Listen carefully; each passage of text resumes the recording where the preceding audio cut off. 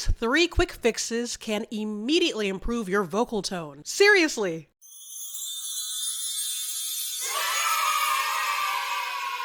Vocal tone can be a lot of different things to a lot of different people, but these are some of the basics of good vocal production that can get you to an easier, clearer, and freer voice. Hello! I'm Onyi, and I've been teaching private voice for over 18 years. Now, let's fix your vocal tone together. Fix number 1, the tongue. The tone conflict with the tongue is that when we have tongue tension, it usually causes us to have a darker tone. It's something I tend to call the fake darkness, where you get that fake dark tone if you maybe have a brighter voice and you want to sound like you have a huskier or a darker voice. You'll pull your tongue back and create a darker tone. Even if you're talking in a higher place, it's still a darker tone. You might have heard some people do this when they're pretending to be an opera singer or even making fun of opera singers. And another thing that can happen from pulling your tongue back and that darker tone is getting that more covered quality. The covered quality that kind of sounds like Kermit the Frog. Why are there so many songs about rainbows? Or that more covered quality you hear in a singer like Cher. Do you believe in life after love, after love, after love?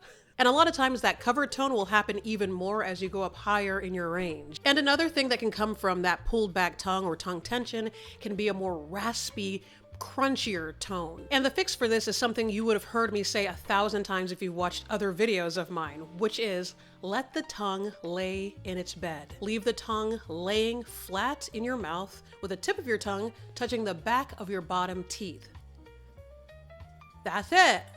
So I want to go further with this because I've gotten a lot of comments and questions about how much am I allowed to truly move my tongue, because when I speak or sing words, my tongue moves. Yes, you are all correct. That is correct. However, what I'm referring to is when you sing vowels. We want to make sure that the vowels don't have any extra tongue movement. To articulate consonants, you do have to move even the tip of your tongue. But when you're singing vowels, that should all stay flat. For instance, ah, e, o, u. So here's an example of the vowels you can do with me. We're doing a, e, I, o, u. A, e, o, u. Now, if I were to put music to it, let's do da da da da da. So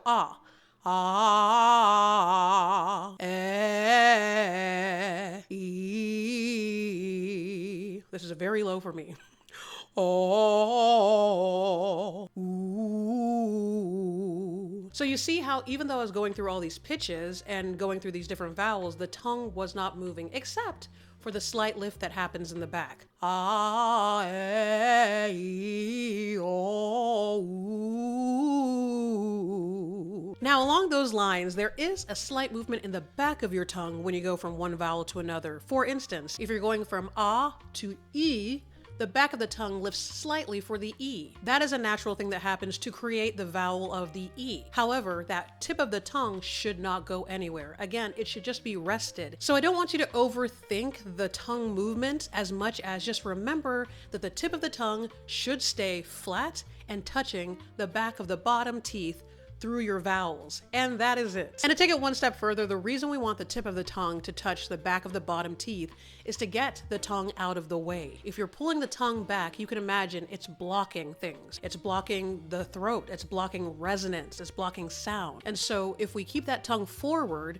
then we're less likely to be blocking all of those things. Something you'll also see some singers do is literally stick their tongues all the way out of their mouth. Again, it just helps you get that resonance so you can allow the sound to truly resonate unhindered. And here's an example from a popular song. If you're singing near, far, wherever you are. Near, near, far, wherever you are. So you can still sing it like a normal word, near, far, wherever you are. But when we're holding these pitches out, we want to make sure these vowels resonate fully by leaving the tongue forward. Near, far, wherever you are. See, you can keep that tongue forward and the voice does whatever you want it to do as long as you're riding the breath. But you see, you get that tongue out of the way and you get that resonance. Hey, okay, resonance. Or for my church folks, you are Alpha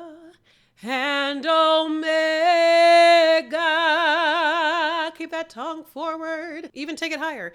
You are Alpha and Omega.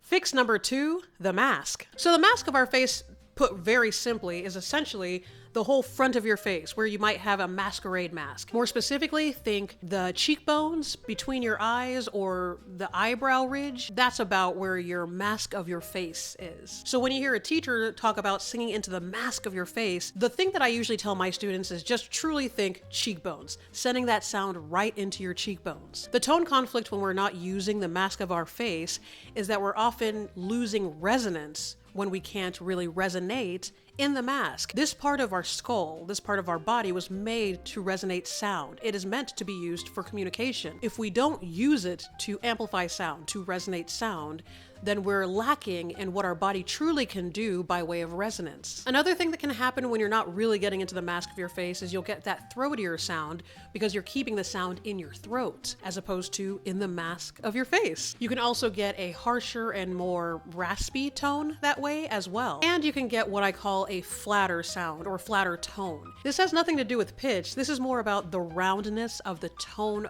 quality of your voice. So if you've ever heard a voice that sounds round or like it rings, that's what we want to go for, and that's what we can get when we're singing into the mask of our face. But if we're avoiding the mask, then we're likely to get more of that flatter tone that doesn't ring as much and it doesn't feel as exciting. It's not as resonant. The fix for this is obviously find the mask of your face and sing into it. But here's an example. If I'm singing ma, I'm singing ma. If I'm singing more from my throat, ma, ma, ma, versus singing more into the mask of my face, ma, ma, ma, and there's more ring there. I don't know if you can catch it on this microphone. Another example, let's put vibrato in it. Ma, ma, ma, putting it forward, more in the mask of my face, and with vibrato. Ma, ma, ma. You see, it's a lot easier to go places from there. And you may notice it kind of takes more work because we're so used to just sitting in our throat. So then when you're actually placing the sound, making an effort and actually using intentionality, it will feel like more labor, when in fact for your body, it's actually easier to produce sound that way. But for our minds and for what we're used to, it is not. So don't let that labor feel like a good reason to not do it. Your body will thank you. Ma, ma. And I can't help but put vibrato in there because it feels good enough and relaxed enough that the vibrato comes in. And then the next part of that is that when you find it, you have to practice it. And when I say practice it, I mean learn how to replicate what it feels like. We don't want to just go for making it sound the way I sound or the way you sounded when you did it. You want to make sure that you are feeling how does it feel to resonate in the mask of my face versus the throat?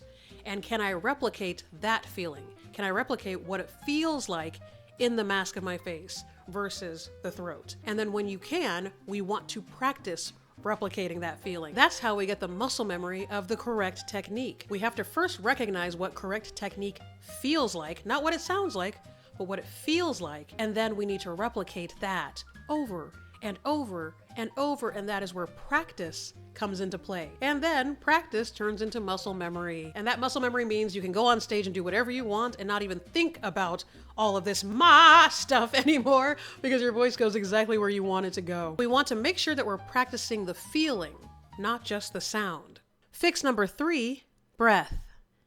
Heaven knows if I've been looking into this thing this whole time. The tone conflict with poor breath coordination is actually surprisingly 2 very different things. It can on the one hand be a very breathy tone, essentially that you don't have the coordination between your vocal folds and your breath to actually allow your sound to ride the air while allowing the vocal folds to close completely. Oftentimes that breathier tone is throwing a lot of air behind the vocal folds, but because it's not managed air, it is not coordinated air, that air just blows through, but the folds aren't actually coming together. That slight coming together and coming apart allows for a lot of breath to escape, and that breath escaping is what we hear as a breathier tone. Also, a lack of breath coordination can allow for instability. Again, the vocal folds aren't fully coming together because they're not being allowed to through a stable breath. Our vocal folds vibrate by the air blowing through them. They come apart and they come together. They come apart, coming together, and that's the vibration that creates sound. So when the breath is lacking or the breath is not coordinated, then the sound also is lacking or the sound is also not coordinated. And that lack of coordination can come out as all kinds of different tones, but none of them are the tone that you want. The fix for this is trusting the breath. We incorporate other muscles to come in and help when we don't trust that our breath has the voice.